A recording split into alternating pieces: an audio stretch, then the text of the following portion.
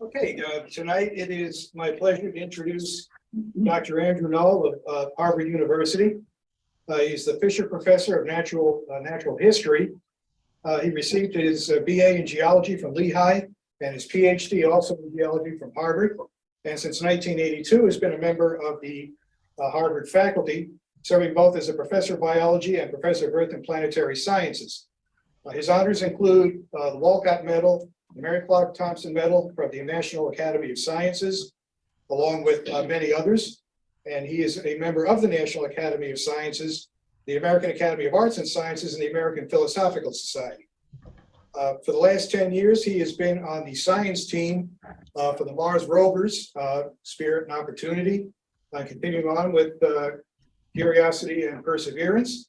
And so tonight he is going to tell us about his work on those projects. Thank you, Andrew. Okay, well, let me just share my screen. There we go.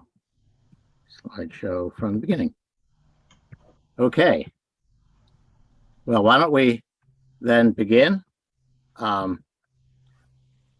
It turns out that when I was a kid, I never really thought much about planets and things like that. I didn't read science fiction. And it was really just by a chance encounter in the late 1990s that I started getting involved with planetary science and remain involved to this day. And the encounter happened, some of you may remember that in the mid-1990s, there was a very controversial paper which argued that a meteorite that originated on Mars actually contained evidence for Martian life. Now, that claim has not really been substantiated, but NASA noticed one thing, and that was that the public was really interested in this subject. So I think it was actually Al Gore, when he was vice president, convened a meeting in Washington of people to ask how NASA might responsibly include questions of astrobiology in its exploration plan. And I was there, and I met a young guy named Steve Squires from Cornell, who was putting together a proposal for a Mars mission. And Steve, being Steve, after about 2 femtoseconds of niceties, said, "Hey, how'd you like to be on a Mars mission?" And, without thinking about it, I just said, "Yeah, sure, why not?" Not knowing that it would take over my life for more than a decade. And so what I'm going to do tonight is talk really mostly about that mission, to try to give you some sense of how these missions work and what we're learning from them, and we'll go from there. So here's the game plan, and the question that now 3 separate sets of rovers have been endeavoring to elucidate is, how can we reconstruct Martian environmental history? And as I said, I'm going to focus on the MER mission, and I'm going to make a conclusion, and I'll tell you what the conclusion is now, and then we'll see how we get to that conclusion. And that is 3 or 4 billion years ago, the place where the Opportunity rover landed, called Meridiani Planum, was arid, oxidizing, and acidic. And so the question is, how can I say that with confidence about something that is many, many millions of miles away and represents events that happened as much as 4 billion years ago?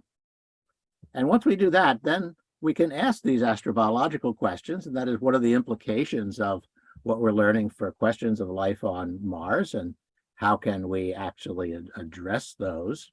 And then I'll talk a little bit about continuing research. And I did want to point out this image on the right-hand side of the slide, just not to establish my credentials as a nerd, but you'll see that there's 2 wristwatches, and that is because for the first 1.5 years of the MER mission, we actually operated the rovers on Mars time. Turns out you have to use Mars time in order to establish the times when the rovers are in visual contact with the Earth and when we can then upload and download information. So the first question you might have is, if you decide to run a Mars mission, where do you land? And there's at least 3 sets of criteria that have to be addressed in this. The first is simply mechanical. the rovers Spirit and Opportunity were powered by solar power. And so you had to land within 30 degrees of the Martian equator, or else you couldn't get a positive power balance for a very long interval of time. So that cuts out a majority of the planet. The second issue is one of safety. You have to land where it is safe for the rover to land and then operate. I think it's fair to say that if you ask a geologist where they would like to land a rover to study North America, they'd say something like the Grand Canyon or Banff, something like that. If you ask an engineer, they'll say Kansas. And in this particular discussion, the engineers always win. So armed with those two things, only when those two criteria are satisfied can we then say, well, where will we learn the best science? And the restriction there is that since there were two rovers, one wants them to be on more or less opposite sides of the planet so that we don't overload the instruments that are telemetry data back and forth at the same time. And where we decided to land, that's Spirit landed in Gusev crater. They're sitting right behind the panel of listeners. And then right along the Martian equator, a place called Meridiani or Meridiani Planum. And one can say, why did we land in those? And here you get a sense of what the logic was before we had ever set foot, virtual foot in these areas. If you look at Gusev, it's a fairly large crater. And if you look at its bottom, there is actually a channel running into it. So it's thought that Gusev may well have been a lake where water came in, it disgorged sediments, and therefore one might have an opportunity to look at the sedimentary geology of a delta system. Meridiani, on the other hand, is flat as a pancake, one of the flattest surfaces in the solar system. And what made it interesting for landing was the fact that it has a high concentration of iron oxide, the mineral hematite. And what's superimposed on that image, the color there is just a sort of a heat diagram of the amount of hematite on the surface. Very hard to make hematite without thinking about water. So that was kind of a beacon.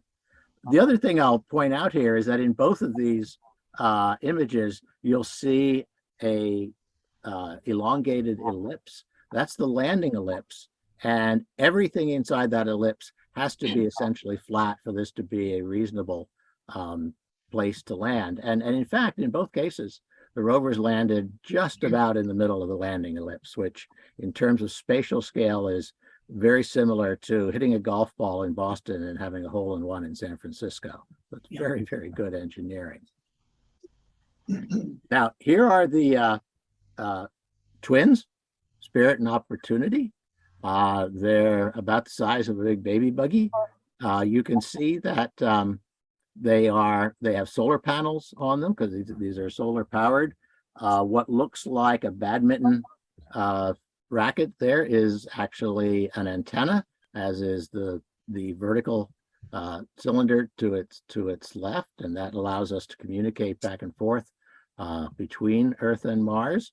There is an instrument mast in the front that has several cameras, very high resolution pan cams, which gives us stereo vision with 16 different filters, so we can have things that approximate true color or choose various combinations of filters that will actually highlight different features.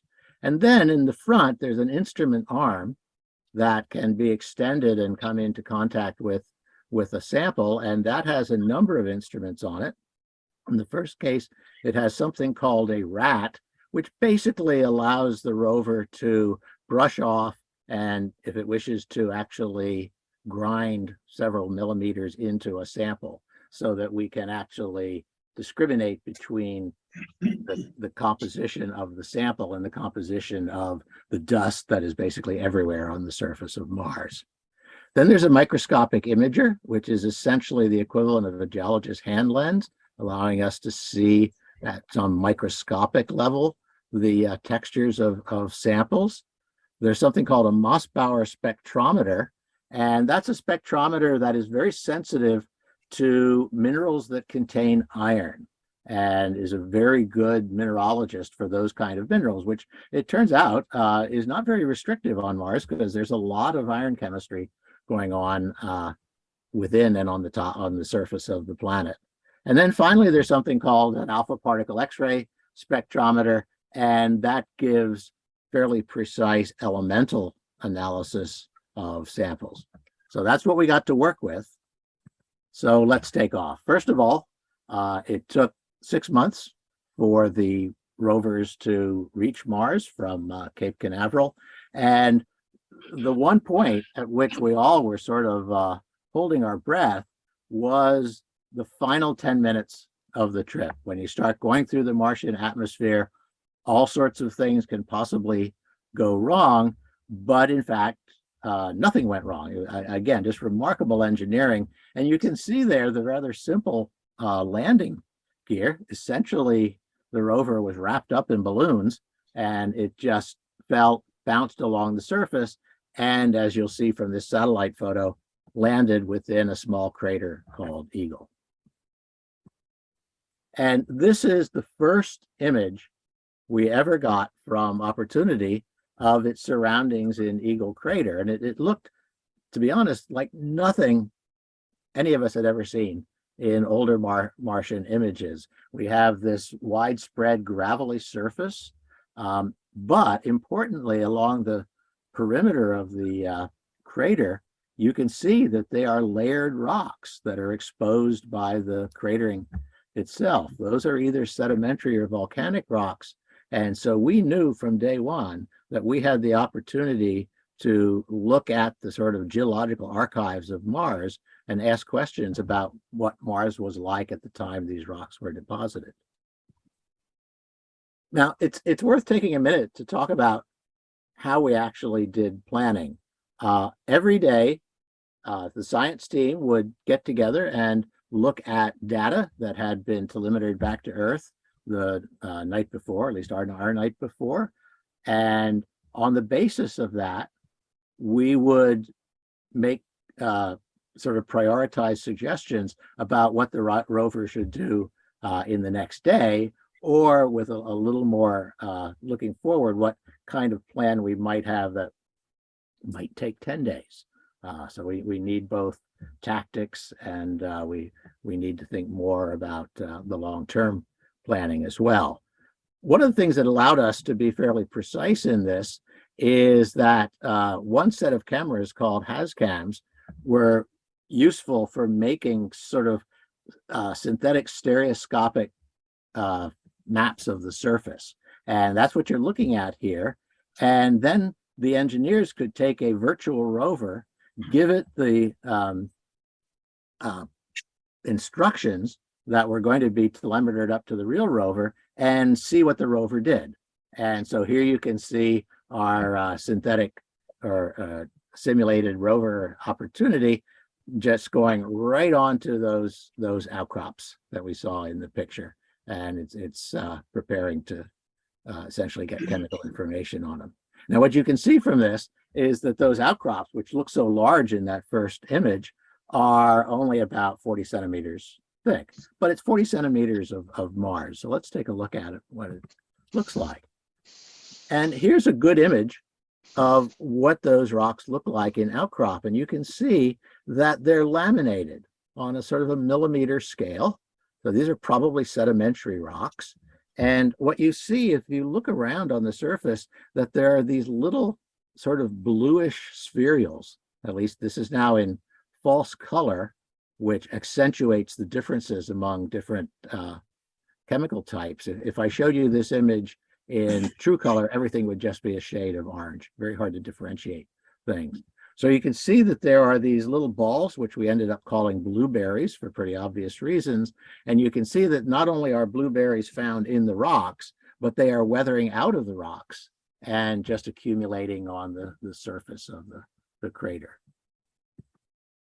Well, then we looked at them with our microscopic imager, And you can see that the laminae turn out to be single grains, sort of sand-sized grains, well-rounded, well-sorted, that had been deposited on the Martian surface. And the particular kind of textures you see here in these single crystal, or rather single grain laminae, are the kind of things that you commonly find in sand dunes today.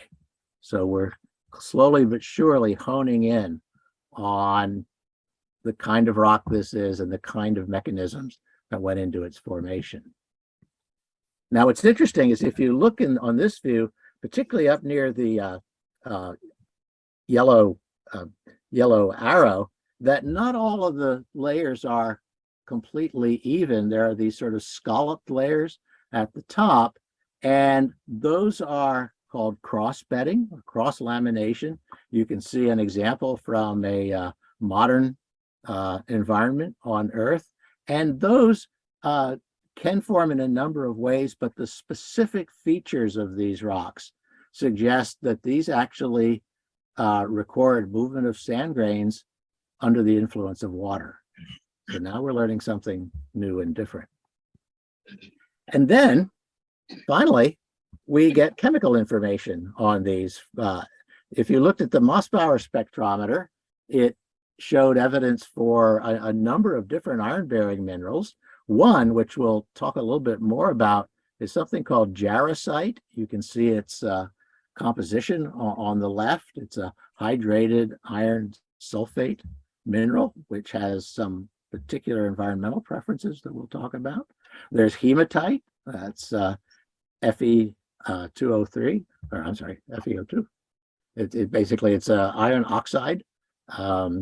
Then there's something called Fe3D, which is a Mossbauer signature that several fairly rare minerals can have, and it's commonly associated with a number of iron sulfate phases that are found on Earth. But what's interesting about the Mossbauer is that the source rock for these sediments, and really the source rock for nearly all sedimentary rocks on Mars, is basalt. That is a volcanic rock, much like what you'd find forming on the Hawaiian Islands today. And the main iron phases in basalt are things like the mineral olivine and magnetite. But in fact, there's no olivine and magnetite in these rocks. So what that suggests is that the original minerals of the bedrock that was the source of these sediments were altered by water and dissolved. And when you look at the composition of the sediments, you can see that the cations there are mostly things like calcium, magnesium, iron, and aluminum, just the things that make up the minerals in basalt. Most of the anions are actually sulfate, and the source of that is very likely sulfur dioxide from volcanoes. And what it turns out that most of the minerals that are now present in those sedimentary rocks are sulfate salts. And again, that tells us that there was a fair amount of chemical alteration of the source rocks by water. Now, let's just say another word about Gerocyte, because Gerocyte is interesting in that if you look for Gerocyte today, you tend to find it in places like acid mine drainage sites. And the reason for that is that Gerocyte forms mostly at very strongly acidic conditions, pH less than 4.5 or so. And so the presence and indeed abundance of Gerocyte at Meridiani Planum tells us that this was a fairly acidic environment. And then there are these blueberry things. And again, you see on the left, just some rocks, sedimentary rocks in cross section.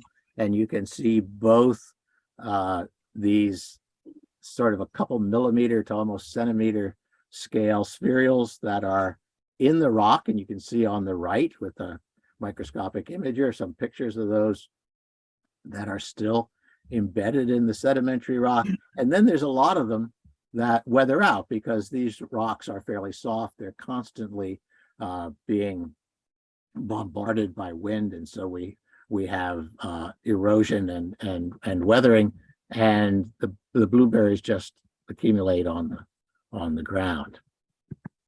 We want to know what these were made of. So what we did, we found a place that we ended up calling the berry bowl, because if you look on the right-hand side of that slab in the upper left, there's a high concentration of the blueberries.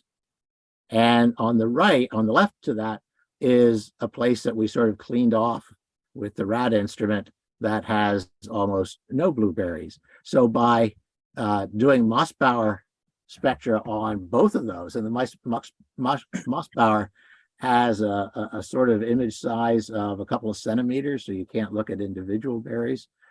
We can get some sense of what those berries are made of. And it turns out that when you do that, they have a very strong signature of the iron oxide mineral hematite. So these are basically iron concretions that formed within the sediments from groundwater.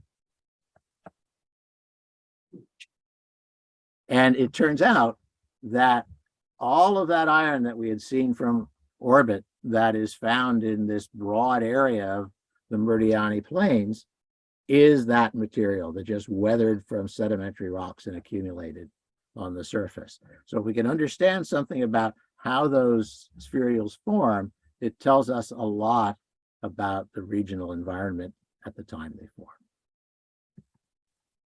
Okay, so everything that I've just told you came from, and it may actually be beneath this panel up here, was from this small eagle crater. We then went a couple hundred meters after we had spent about a month in Eagle Crater to another crater called Endurance, and then started moving south almost every day, thinking that, you know, the next few days might be our last, since mission success was basically 90 Martian days of operation.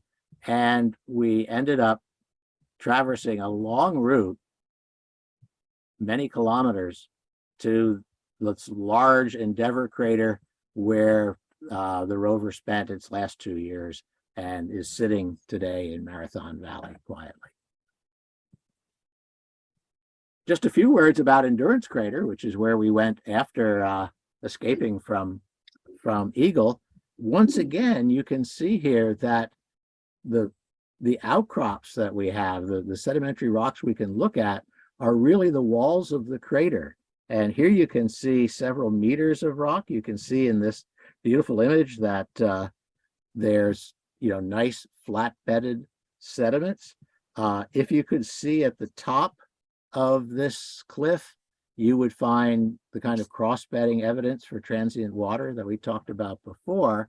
And if you look at the bottom, here now we're seeing these on an angle, and in the middle, you see all of these evenly laminated material that was flat at the time of bedding, but beneath those, you'll see about 1.5 meters in which you have lamination, but it's at a high angle to the horizontal. So what do we make of those? Well, it turns out, well, one of the nice things about Mars is that physics and chemistry are pretty similar on Mars to what they are on Earth.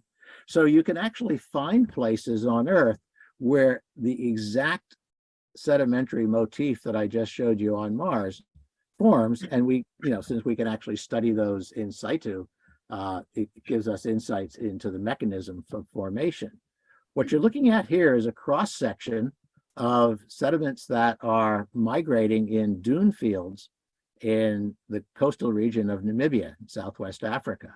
And the bottom beds, which are at a high angle, are migrating sand dunes.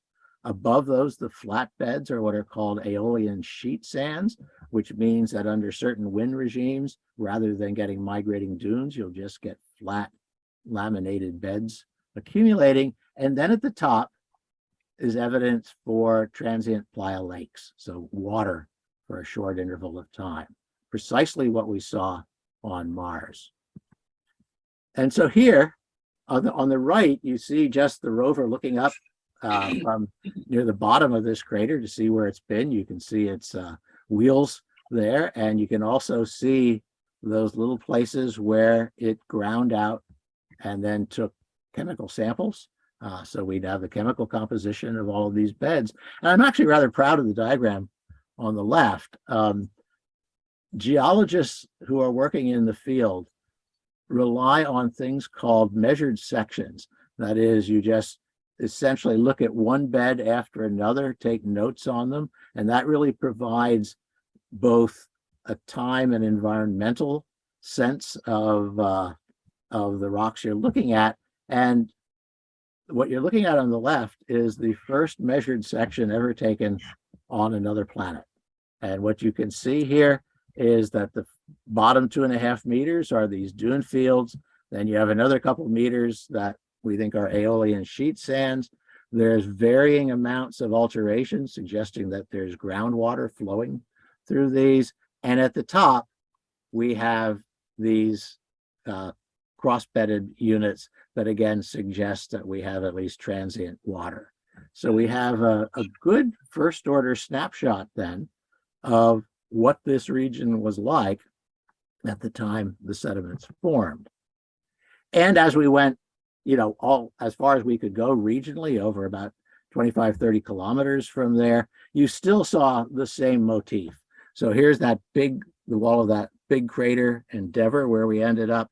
And if you look right in the middle, again, you'll see that there are sediments with laminae at a high angle, large dunes migrating. Again, the same thing that we saw in Endurance Crater. So if you want to know what Mars might have looked like at the time and place these rocks are deposited, it might have looked something like this.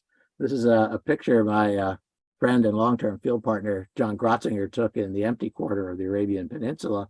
And you have migrating dunes, and the flat areas that are white there are where every once in a while it will rain. You will get a playa lake forming, excuse me, and then you get salts depositing as that lake dries out. So to first order, that's the kind of environment we're talking about. And then there's one more thing we can learn from these sediments. Turns out that sedimentary rocks tell you about 2 times in places. First, as we've just been talking about, they tell you about the conditions under which they were deposited long ago, but once they're exposed to the surface, they are subject to weathering and erosion. And so they can tell us something about younger phases of planetary history since they've been exposed.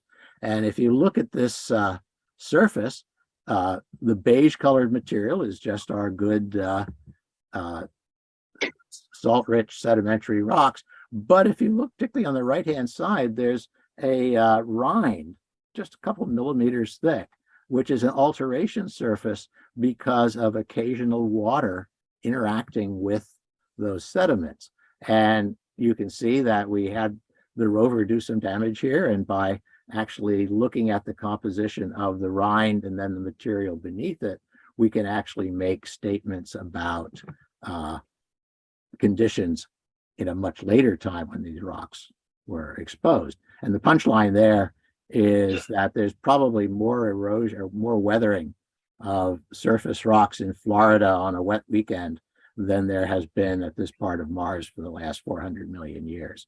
Very dry, only very occasional alteration. And then finally, once we got to Endeavour Crater, we ran out of those beautiful salty sedimentary rocks. If you look in the lower right, it's a cross-section of the crater rim of that large Endeavour Crater, and you can see that the yellow rocks on the left are the sedimentary salts, and those actually pinch out. And then above those, what's exposed is basically debris from our impact breccia from the impact that formed the crater itself. And you can see that in the upper left on the light rocks on the left-hand side are the salty sedimentary rocks that are pinching out. And then to the right, the darker stuff is impact breccia. And you'll see that there are little white lines that are running through it. And there you can see one close up on the lower left. And those are veins of gypsum, calcium sulfate minerals. And they tell us that there was water at moderate temperature and salinity percolating through those impact breccias at the time when we're starting to form salts in other places. So here's just a summary of the outcrop. The age based on crater distribution for this region is 3 to 4 billion years.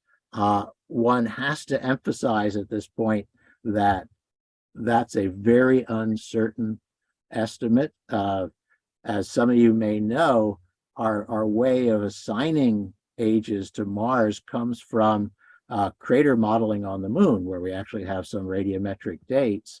And much of what we had inferred for the moon had to do with something called a late heavy bombardment, which was an interval of strong impact about 3.9 billion years ago.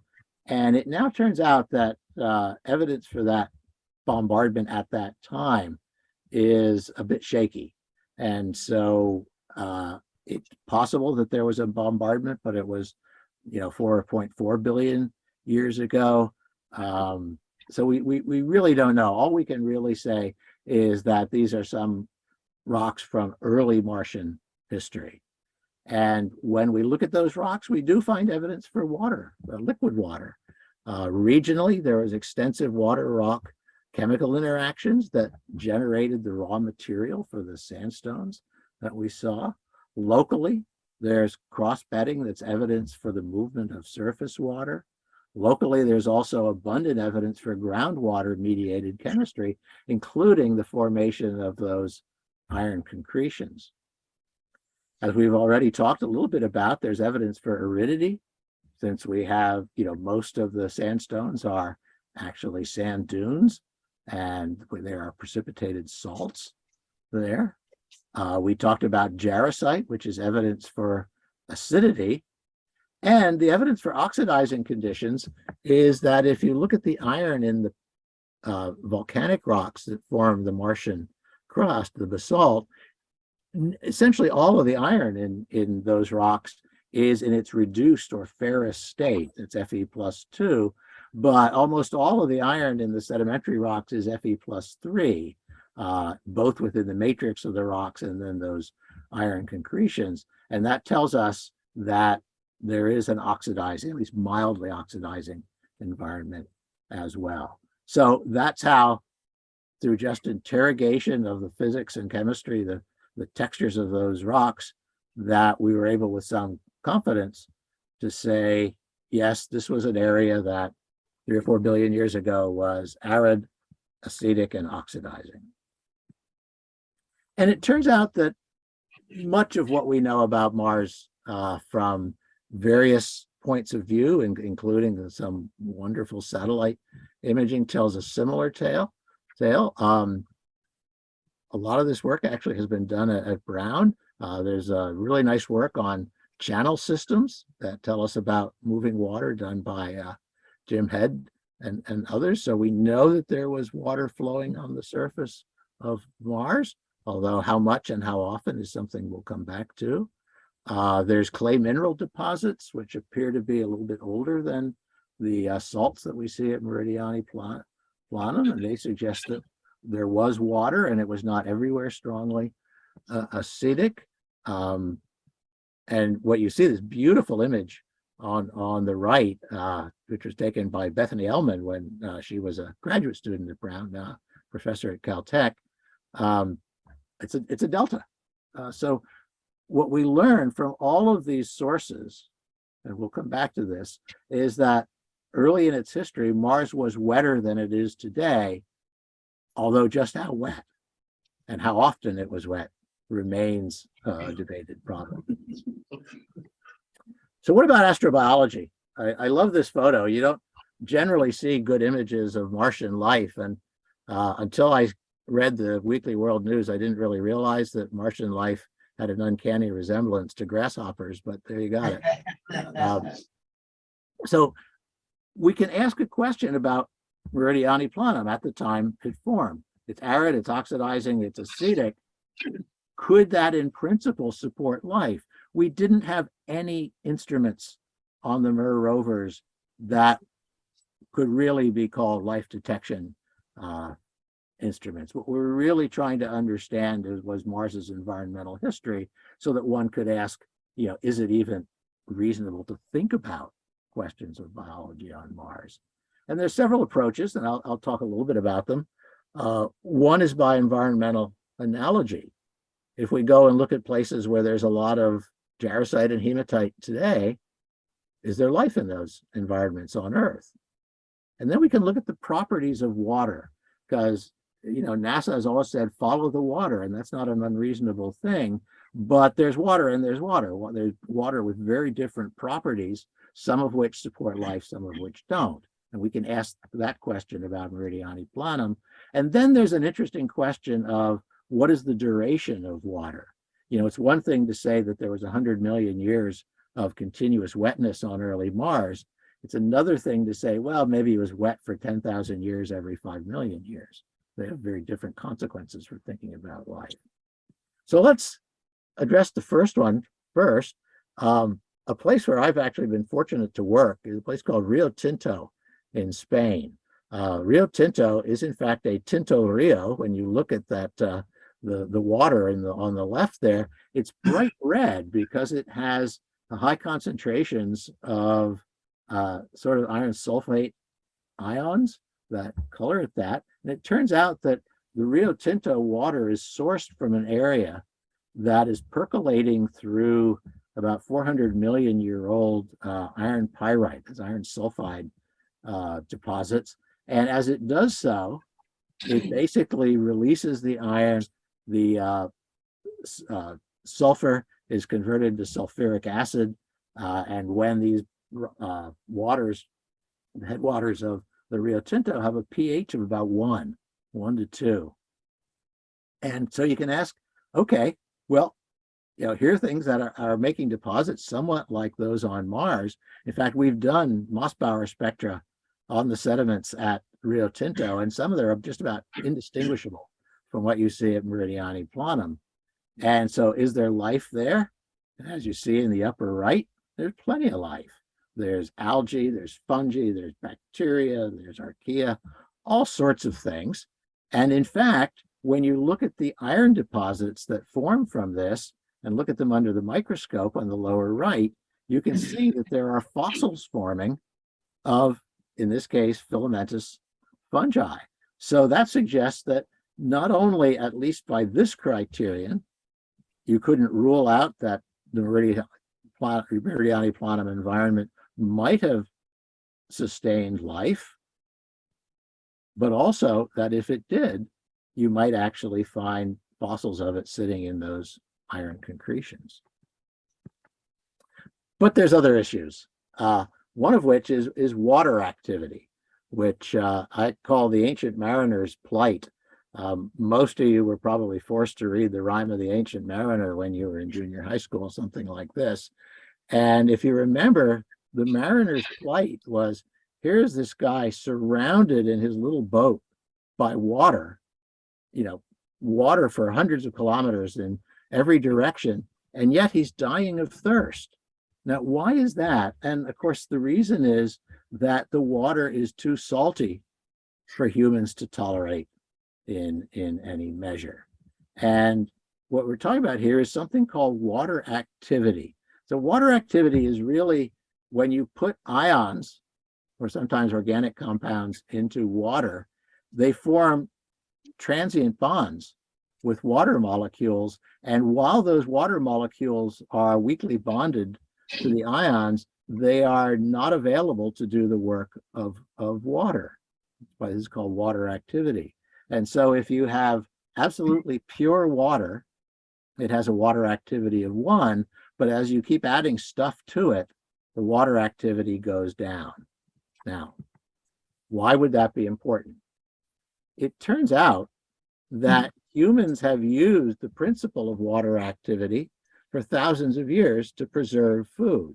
You salt meat, and the reason you salt it is that the water activity gets too low for bacteria to eat the meat. You can preserve fruit in sugar for the same reasons.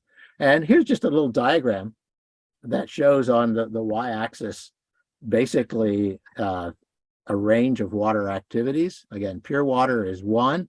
Seawater is about 0.98. So most of the biological action that's familiar to most of us takes place really at that end of the scale. Lots of organisms of various types that live there.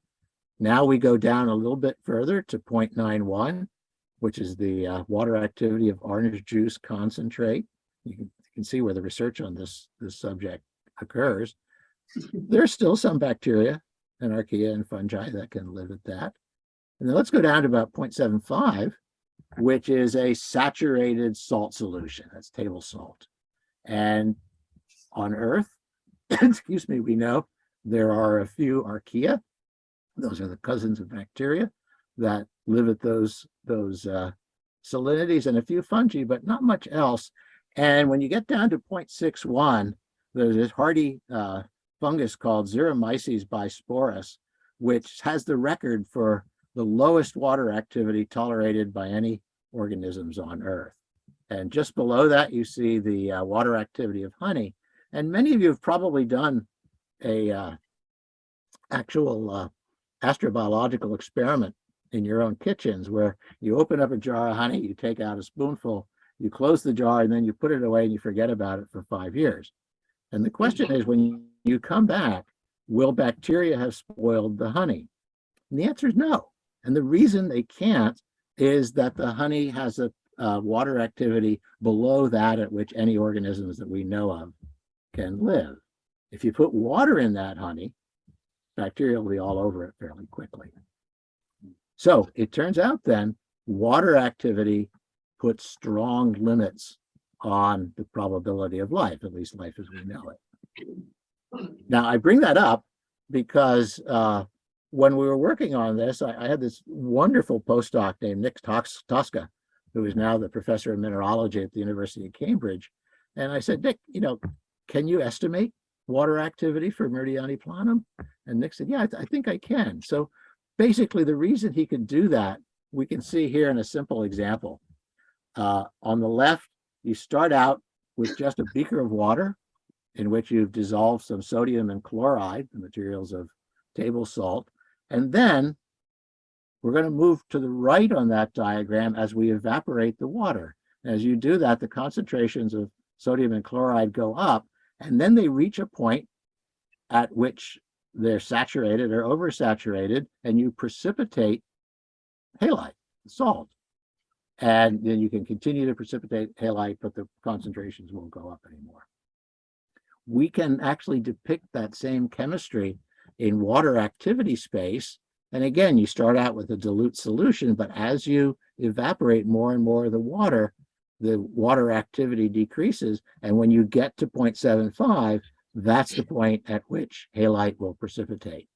So at least on Earth, when you see halite precipitating from what originated as seawater, you know the water activity of that solution. So let's again do one more terrestrial example just to get locked in a little bit more. This time we're going to start out with a beaker of seawater, and we're going to evaporate that. And as we do that, again, you can see that originally the concentrations of most of the constituents are going to go up, but then at a certain level, you start precipitating gypsum, calcium sulfate, a little bit more, precipitate table salt, halite, then you precipitate Epsom salts, which are magnesium sulfate minerals, bischofite, a chloride mineral. And again, we can depict that in water activity space, and you can see that the various minerals that sequentially precipitate from evaporating seawater give us a history of changing water activity. So armed with that, let's go to Mars.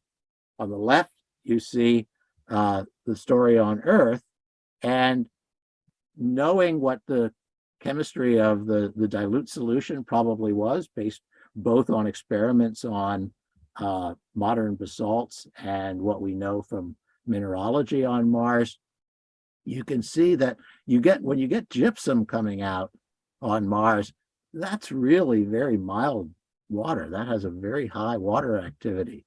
But you get to the Epsom salts, and these are very common at Meridiani planum, you're at a place where relatively few terrestrial organisms could survive at that water activity.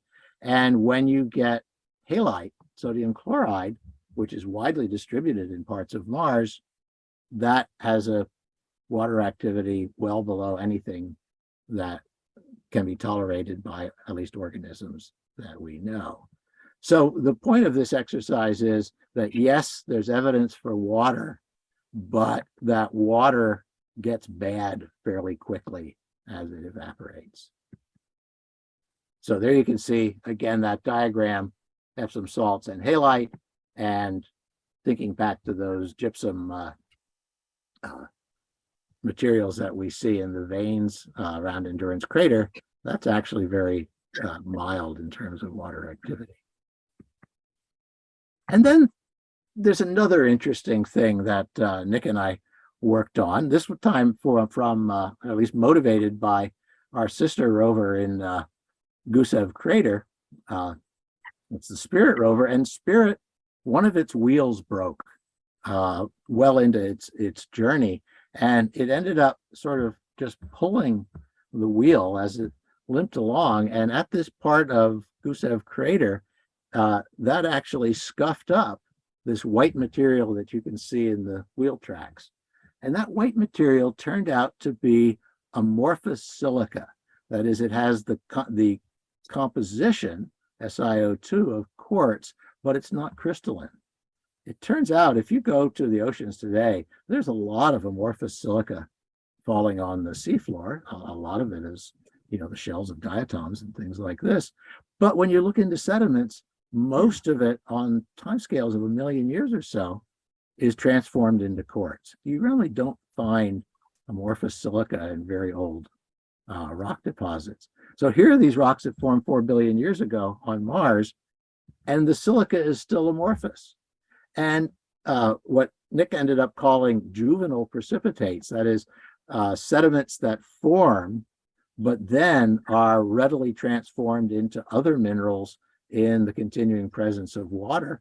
Gerocyte is another one. If you go to Rio Tinto, the modern deposits have gerocyte in them, but you go to deposits that are about 500 years old, and the gerocyte is basically gone, and it's all iron oxides.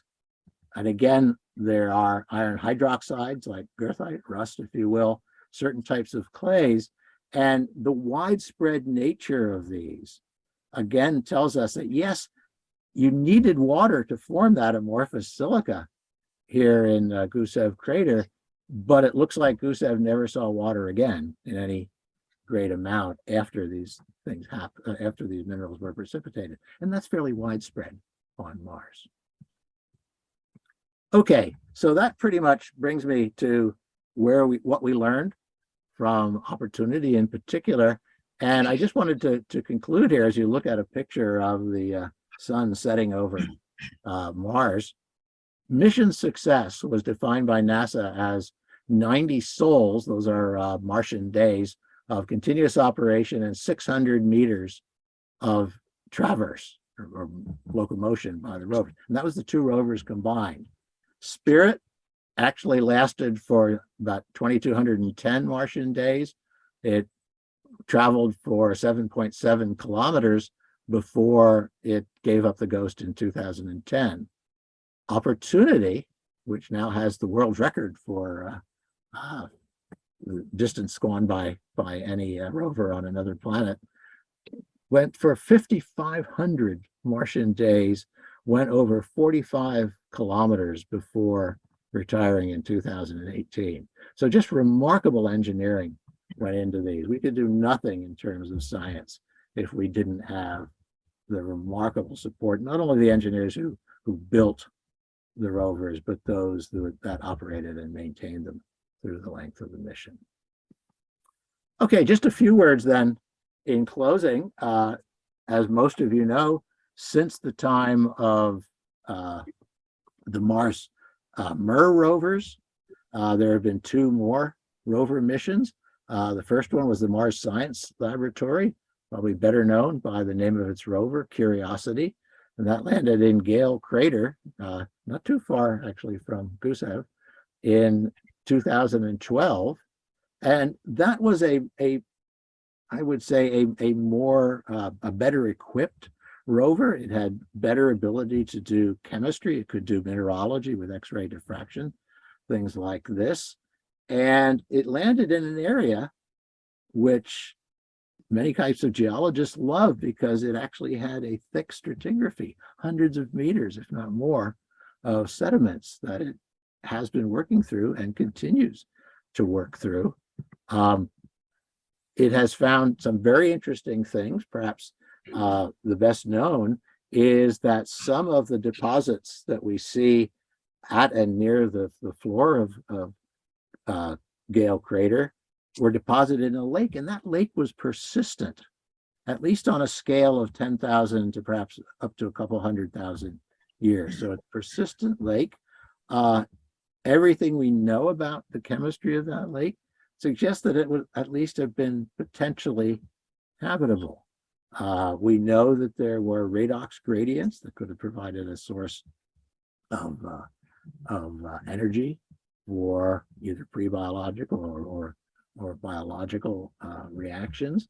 Now, we don't know anything about the presence, for example, of nitrogen in these rocks. So I think potentially habitable is about as strong a statement as one wants to make.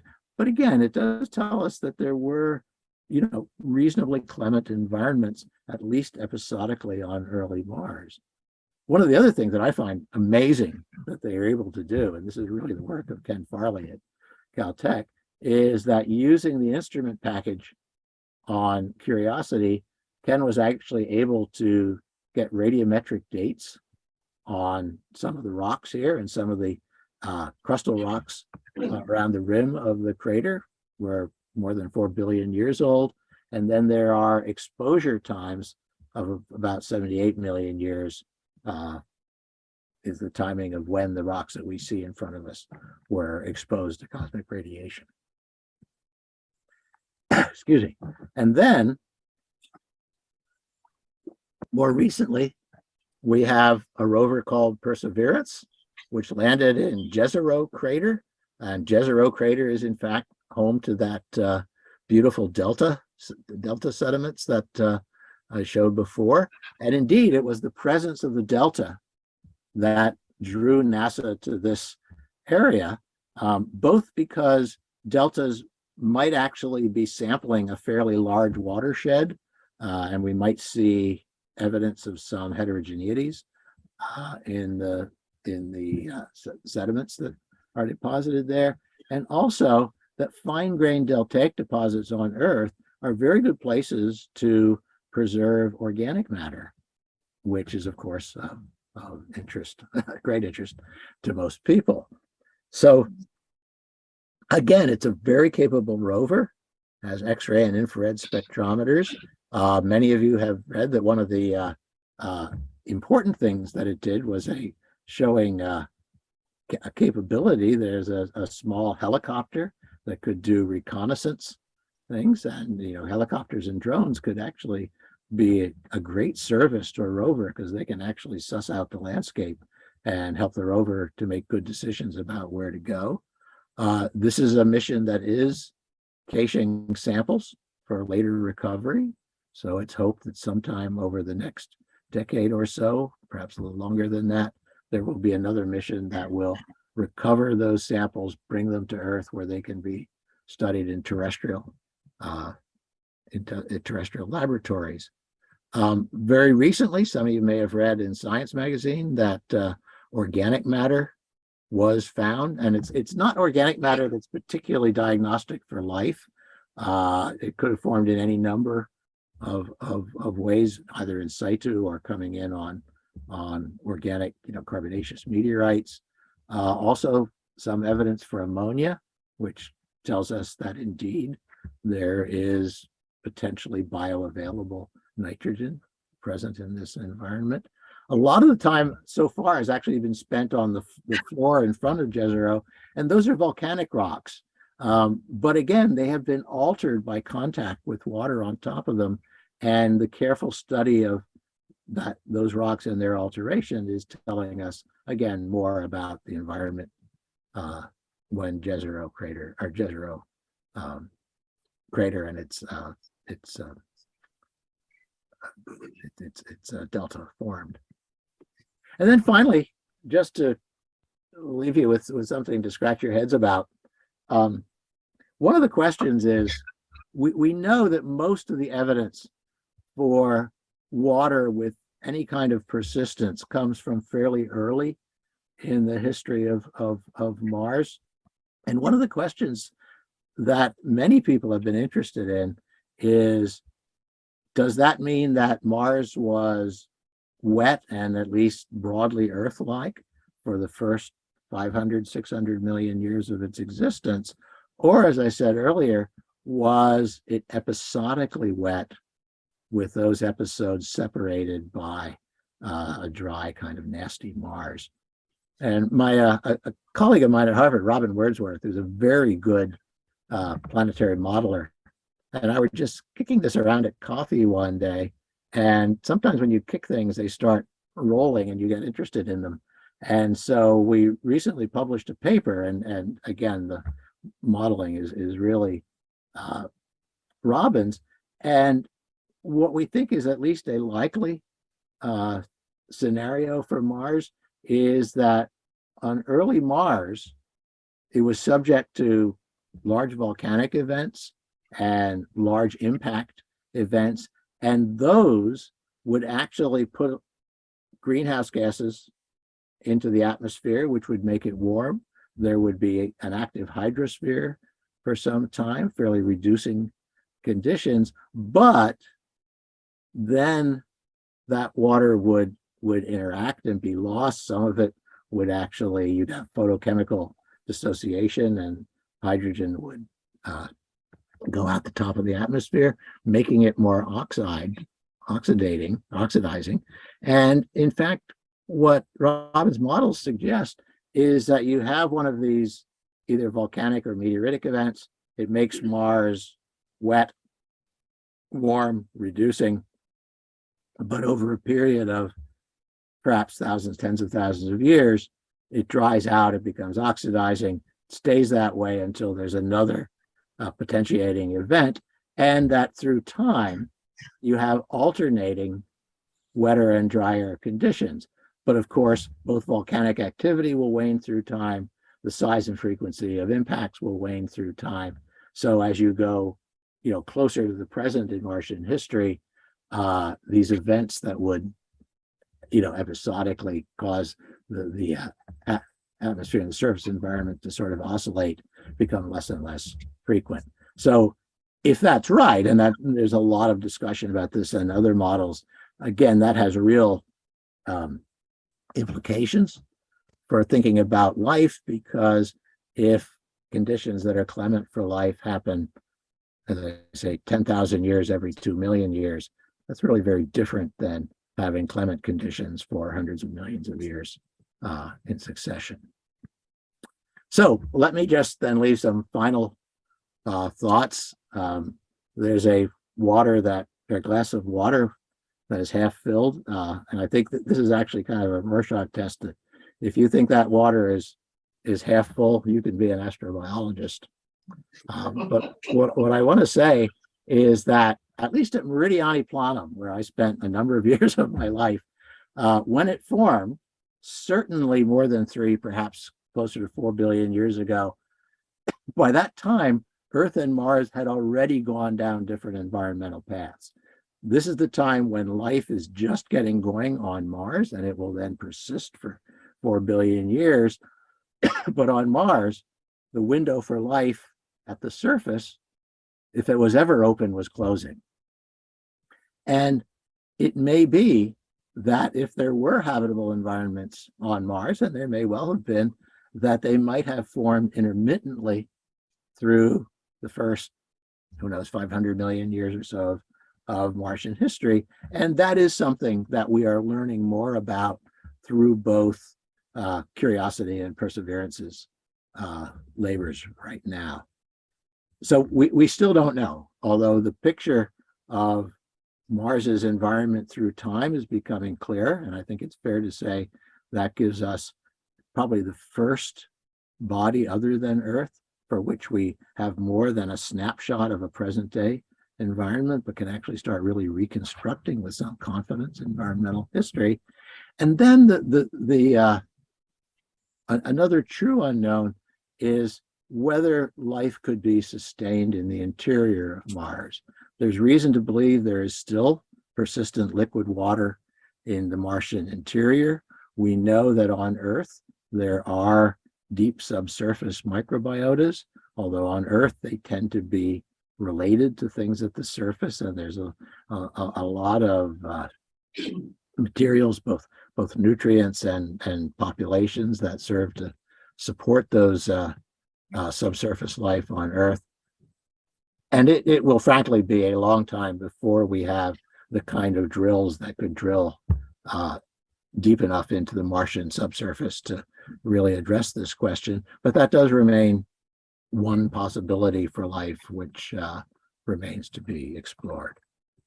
So with that, let me just say thank you to all of you for your attention. I'll be glad to entertain questions. And I must also thank NASA for a remarkable program of space exploration.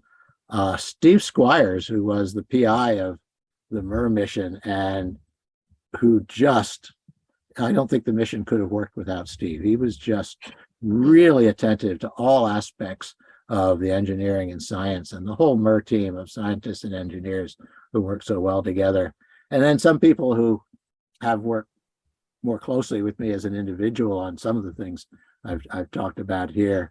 My friends John Grotzinger, Scott McLennan, Nick Tosca, David Fernandez, who led the work at Rio Tinto, and Robin Wordsworth.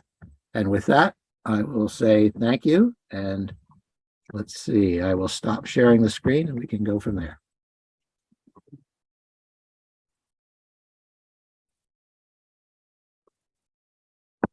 You have a question? Mars atmosphere is about half the pressure on the surface of Mars that we have on Earth. I mean, how did that play a role in this carbon dioxide thing that happened? That of course these. Yeah, I mean that's a good question. As you say, Mars has a relatively thin atmosphere today. It's dominated by CO2. I think if I remember correctly, there's actually more CO2 by volume in the Martian atmosphere than there is on Earth. But of course, on Earth, it's only what, 415 parts per million, and most of our atmosphere is nitrogen, a little bit of oxygen, but it's a relatively thin atmosphere. What not only Robin's models, but a number of models would suggest is that early in its history, when there's more volcanic activity, when there's more impacts, which again can generate gases, including both CO2 and hydrogen, that you could have had a relatively thick atmosphere, at least episodically, on early Mars. So I think the punchline is I wouldn't assume that the atmosphere we see today on Mars is representative of the atmosphere as it has existed since Mars was young, just the way, you know, the atmosphere on Earth is very unlike the atmosphere on Earth 3 billion years ago when there was no oxygen. I hope that's helpful. Yes, thank you. Anybody back there? How many years until there's structures on Mars? Buildings, etc. Oh, that's a good question. I think the one thing that I can say with some confidence is I'll probably be dead when that happens. So, which is unfortunately not as long a time scale as I would wish. But yeah, I mean, there's obviously interest in some quarters of putting structures on Mars. I mean, Elon Musk will want to do it, even if NASA doesn't. But I do think, you know, this is a little anecdote. Some years ago, I was at a sort of science for the public meeting in Adelaide, in Southern Australia. And there's this whole big auditorium was full of people wanting to learn about Mars. And you could feel the excitement in the room until one of the people in the sort of discussion, not me, started talking about terraforming Mars, and you could just feel the temperature of the room going down. And I think the reason was that, even to have a person go up to Mars and do kind of Matt Damon things, grow some potatoes or something for a couple of months and come back. I mean, you don't get much change for your $1 trillion in that kind of thing. It's a tremendously expensive thing. That's not to say we shouldn't do it, but because it is so expensive and because $1 trillion that you spend putting a person on Mars is $1 trillion you don't spend on infrastructure or helping people who need support. I at least think that there should be really some sort of deep discussion, both within this country and in other countries, just so that if this mission is undertaken, it will be undertaken knowing its pluses and minuses. Sometimes it's suggested that we could do better science on Mars, and I think it's true that if I were standing right in front of an outcrop on Mars, I could do in half an hour what it takes a rover a week to do. On the other hand, on the time scale that we will be able with, any sort of confidence in safety considerations, put a human on Mars, the capability of rovers will be really, really quite amazing. So that's a sort of a fudgy way to say that it may happen. It's probably a time scale of decades before it happens, if it happens, and hopefully there will be some serious discussion of the advantages and disadvantages of doing it. Thank you. We have a question on Zoom. Go ahead, Greg. Okay, I have a question. Spirit and Opportunity, I've read, identified meteorites that landed on Mars, irons, etc. Can you comment on the meteorites that the rovers discovered? Sure. Yeah. I mean, all bodies in the inner solar system get hit by meteorites all the time. I mean, there's in 1968 or something, a Volkswagen in upstate New York was crushed by a meteorite. No one in it, fortunately. So yeah, it's not surprising that we should find meteorites littered on the Martian surface. And one of the ones that we discovered was just after we got out of Eagle Crater. We came upon this odd looking rock, and when we looked at the composition of it, the elemental composition, it was clear that a lot of this was elemental iron. And then when we stepped back and looked at it, it had the kind of shape, if you've seen iron meteorites in museums, and that they do have these odd kind of pocky shapes. And so there's been a number of meteorites found. I don't think they tell us things that we didn't think were true before we saw these. I mean, we see kinds of meteorites that we're also seeing on Earth. We see, we don't have any real sense of the rate at which they're coming in, but since when they hit Mars, they just sit on the surface for long time periods, they have been found and they'll continue to be found. Thank Is you. there a question back here? Why do all the blueberries seem to be round and not any other shapes? Yeah, well, that's a good question. And if you look at these so-called concretions on Earth, that is precipitated structures within sediments, that is that you have fluids flowing through the pore waters of the sediments, and you can get precipitation of concretions there. And it turns out that if there's a strong current direction to the groundwaters, then you get elongated concretions. If there's other kinds of disturbances, you can get irregular ones. But if you have fairly stagnant groundwaters, you commonly get essentially spherical or spheroidal things. So I could show you beautiful cannonball-sized calcium carbonate concretions in some Devonian rocks in West Virginia, and they just look like bowling balls. So it tells us something about the sort of hydrology of the pore waters more than anything else. Thank you. Right. Right there. What would be the one instrument or one experiment that hasn't been able to go up on a rover because it doesn't fit or can't work that you think would be the most useful to answer questions about what's going on Mars? Yeah, that's a great question. I do, whenever someone asks me that question, I think of that Heineken's commercial from 10 years ago where they had the rover open up a bottle of Heineken's and then the voice says, "Now we wait." But I think I would like to see some sort of life detection experiment. You may know that back in the days of the Viking missions, there were what were actually developed as life detection experiments, and really what they turned out to be was experiments on the solubility and reactivity of Martian sediments. And although there are some people who think they found life, I think that's a very unlikely conclusion. But I think you could, with some fair confidence, design, a small, lightweight experiment. I don't know that it has a high probability of being successful, but one could do it.